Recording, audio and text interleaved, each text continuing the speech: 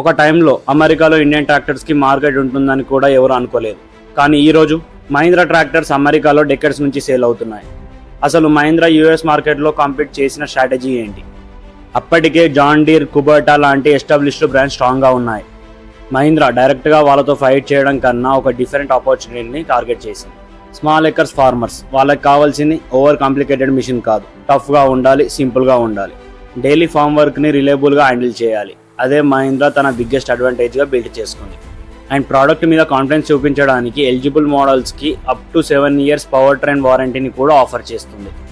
కానీ ఇక్కడ biggest business lesson ఏంటి తెలుసా? మహీంద్రా అమెరికాలో జస్ట్ ట్రాక్టర్ని సేల్ చేయట్లేదు, ఒక డిఫరెంట్ వాల్యూ ప్రపోజిషన్ని సేల్ చేసింది.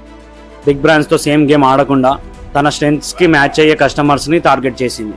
అండ్ డెకెడ్స్ లేటర్ మహీంద్రా యూఎస్ఏలో ఇప్పటికీ ట్రాక్టర్స్ని నార్త్ అమెరికా మార్కెట్లో సేల్ చేస్తుంది. అంటే గ్లోబల్ మార్కెట్లో సక్సెస్ కోసం ఆల్వేస్ బిగ్గెస్ట్ కంపెనీతో బిగ్గెస్ట్ ఫైట్ చేయాల్సిన అవసరం లేదు. సమ్ టైమ్స్ కరెక్ట్ కస్టమర్ని ఐడెంటిఫై చేయాలి, వాళ్ళకి కావాల్సిన ప్రోడక్ట్ని బెటర్గా ఇవ్వడమే బిగ్గెస్ట్ స్ట్రాటజీ.